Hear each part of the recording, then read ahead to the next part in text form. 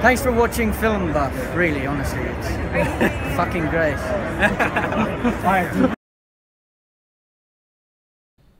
Then you are a Christian again. With all my heart, with all my soul, with all my being. I can no longer acknowledge your gods. I suppose it is better that I leave Kattegat now. What do you mean you cannot leave? You cannot leave me! I love you. And you're the only one I can trust, so you must stay. Well, I'm happy that you have found your God. While you are here, no one will ever hurt you. I will protect you. It does not matter where I go. What matters to me is where you're going.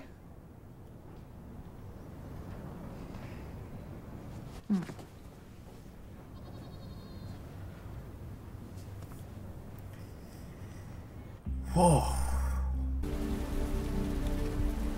Tell our brothers about this.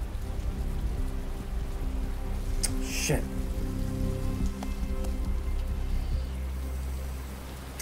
He's got Björn on his side too.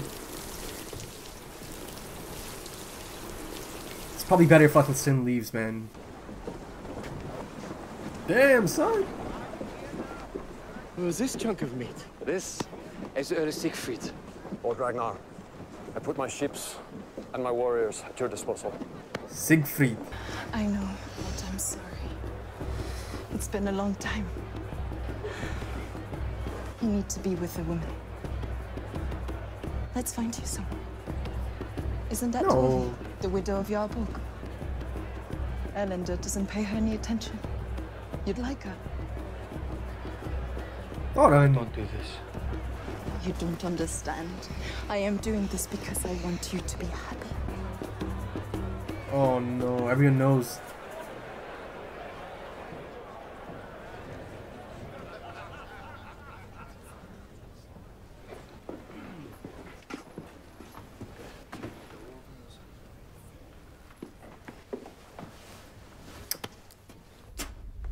Oh.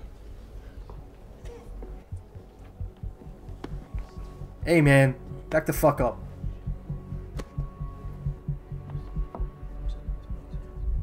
Roller? I have nothing to say to you, priest, except this. Where is your arm ring? Where is it?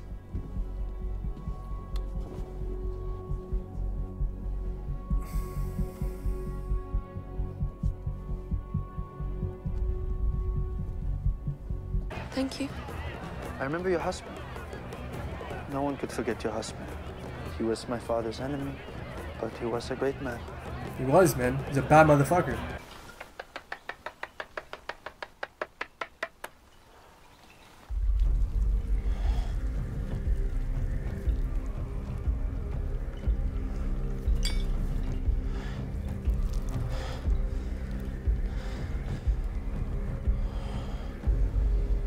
I will only say that I'm going away for a while, but no one must see me leave, and you must never tell anyone of my going. Do you swear?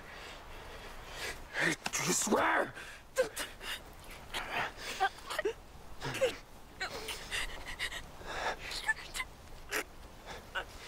Damn, man, Floki's turned to crazy man almost. I didn't mean to hurt you.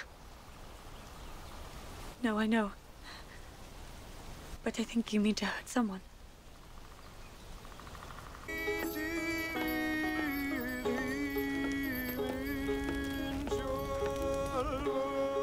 Oh. Who's that though? Because, you know, Ragnar can't be looking after him like 24/7.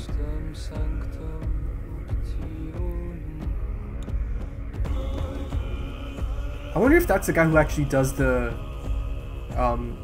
like the you know, the music and stuff, or one of them at least. And he's looking really Shakespearean over here. The outfit. Oh my god! Oh my god!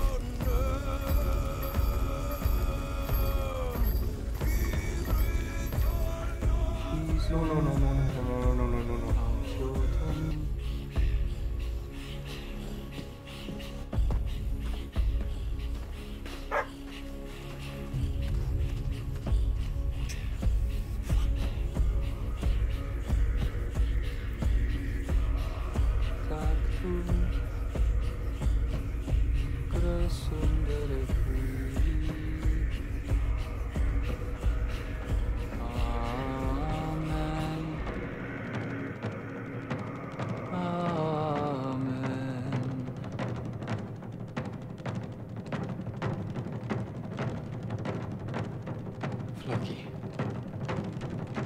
Priest.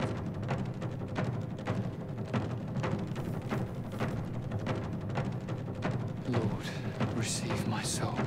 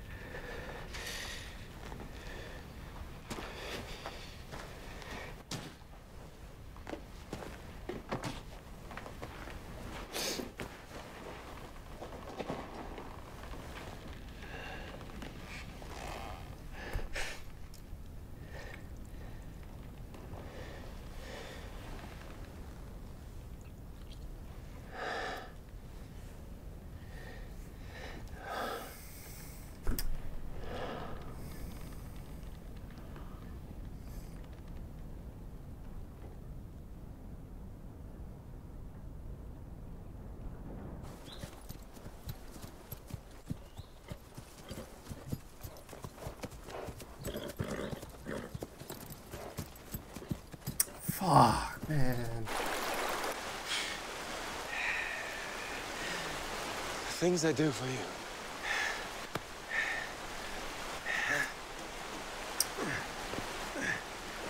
You're a brave man, Athelstan.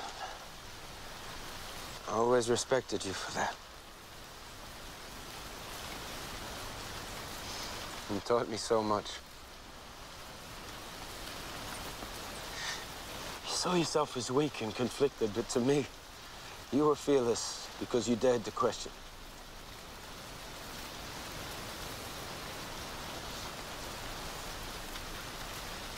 Why did you have to die? We had so much more to talk about.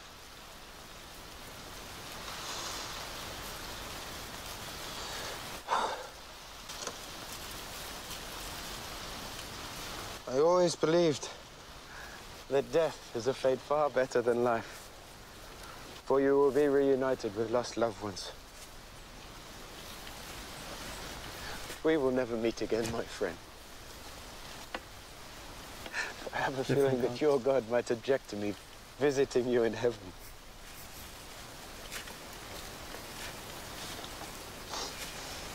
What am I to do now? I hate you for leaving me.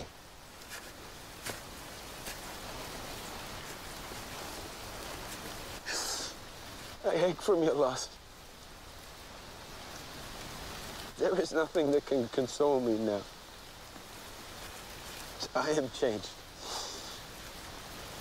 So are you.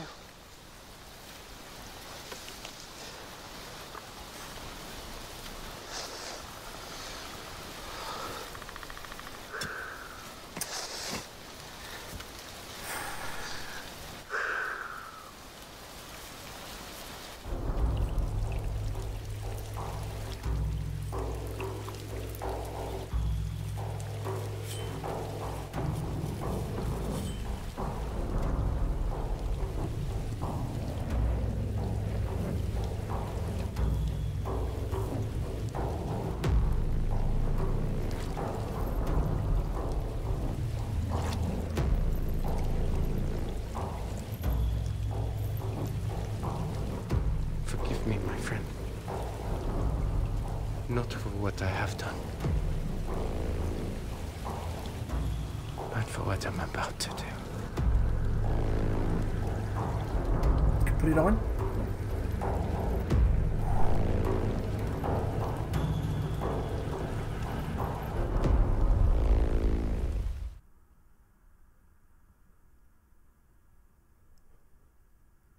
Whoa. Whoa. Damn, man. Hudson's dead though, man. Holy shit, that ending though. Alright, man. So that's it for Athelstan, man. Really sad to see him go. He was, from the beginning I've been saying, he's one of my favorite characters, alongside Floki, who was responsible for killing him. So yeah, yeah, man, it sucks, man. Yeah, man. It kind of hit me again out of nowhere, man. I was not expecting Athelstan, who is, let's be honest, he is a major character, man. He's been around since season 1. He's a major player in the show. You know, I'll get into that a little bit later, but yeah, man, it sucks, man. It really sucked to see that. And you know, I guess the theme of the episode was born again, and you know, and he felt that he saw a sign from the Lord, you know, and he appeared to him in the form of light. And you know, this really finally ended his inner conflict that he's been dealing with for like years now, right? Since Ragnar found him and brought him over. He was just like in a tug of war, and you know, this moment, this episode kind of put him at ease, so much so that he basically embraced his death right at the end. You know, he saw Floki standing over him. He's like, you know, Floki, and then I believe he mentioned, you know, accept my soul, Lord. At that point, he was like basically ready to embrace death, because he was, you know, like, you know, I keep saying he was at peace finally, but you know, that really allowed him to let go and to embrace this moment, and he realized this is the end for him. You know, this moment of clarity earlier on in the episode, you know, a sign from the Lord. So yeah, man, he basically accepted it. Didn't try at all to, you know, resist or fight this. He just let it happen, and yeah, he was at peace, man. He was at peace. Gotta say, I'm disappointed in Floki. That was not, you know, from the beginning, Floki's been this character who's all about this Viking culture, right? He follows it to a T. He's got the warrior spirit, right?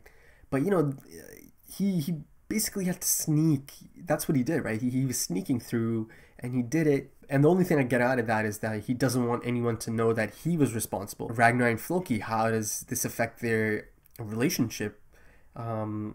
Because it's not going to be clear cut that Floki killed him, right? Because his whole plan was to sneak in and, you know, do it in that manner.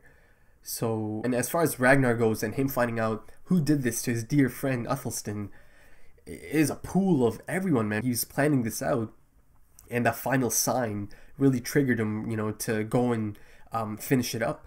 He told Björn to, you know, spread the news that Athelstan hates our gods, and you know, he's a Christian through and through. You know, and after that, everyone in Kattegat, you know, hated him. No, not everyone. There's a few that were still, you know, sympathetic, but the majority of them hated him. So it could have been anyone, as far as Ragnar knows. You know, Athelstan was, you know, I personally believe he was such an important character and person in Ragnar's life. He was such an amazing source of knowledge for Ragnar. He helped him out, you know, so much. He helped him learn. He helped him do so many things, man. You know, Athelstan was crucial to some of the things that happened for Ragnar.